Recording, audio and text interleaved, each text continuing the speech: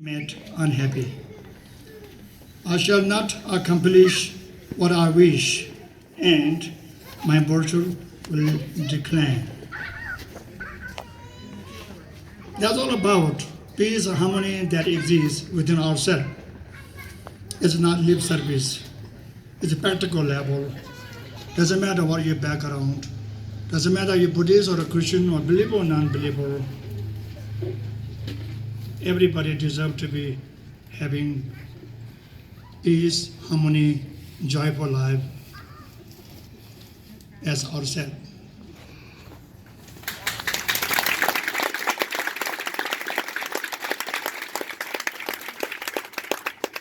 All of these things are, you have to understanding basic fundamental understanding known as equanimity meditation. Equanimity meditation means we must develop non-discriminated thought of anybody, everybody surround you, whether they look like you or whether they not look like you, whether they are motorists or whether they are a peace-loving person. You cannot discriminate one versus others. Discrimination is fundamental ground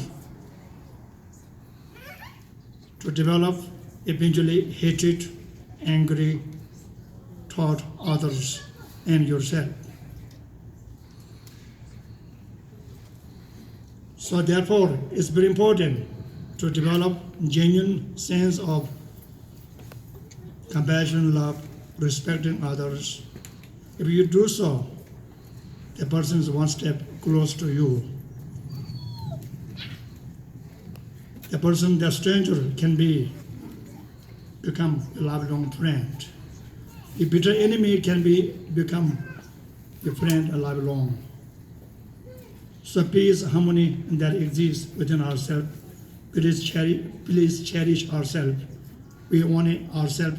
Nobody give it to us. We have to develop. Thank you.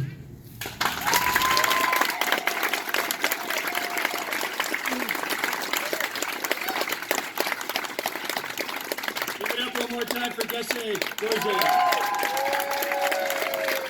Next up, we have Professor Martha Beck. Martha Beck is a professor at Lyon College, and she specializes in the legacy of ancient Greek civilization in the era of globalization, including Greek culture, Greek goddesses, and feminist thought. She's published 12 books and 44 book chapters. I think she's a member of the Arkansas Peace and Justice Coalition as well. And I'm especially honored to have her here because she has knowledge about the Olympics, the Olympic truce, and democracy, which is part of the reason this is happening because actually 128 peace organizations have called for action during the Olympic truce. This is a moment of peace in the Korean Peninsula. The United States' war games and the mock invasions going on around Korea, the threats of fire and fury have subsided. And so she can tell us more about this. Give it up for Martha Beck.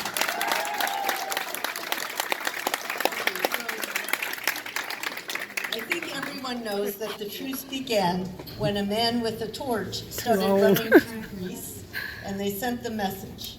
The torch represents the light of wisdom. All other moral virtues and intellectual virtues have to be cultivated so that at a critical moment, a person, the light of the mind will turn on, a person will do the right thing for the right reason at that critical moment and be able to convince others to do it. Everybody says they love virtue, they have good opinions, but in a critical moment, their sacred passions tend to turn into obsessions, and they go from creative to destructive. So the torchbearer comes in, when he gets to Olympia, the tradition of the Olympic Games was to figure out an alternative to war, or how to prevent war.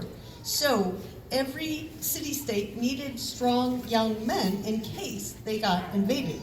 So instead of having a military school where kids learned how to stand up for your country, blind patriotism, state religion, they decided that the city-states would come together. They would collectively create a body of laws and institutions that's how they would get strong young men, is they would compete in athletic contests. And while they're competing, they're forming friendship bonds. They identify with each other, they have empathy, so they understand their common humanity.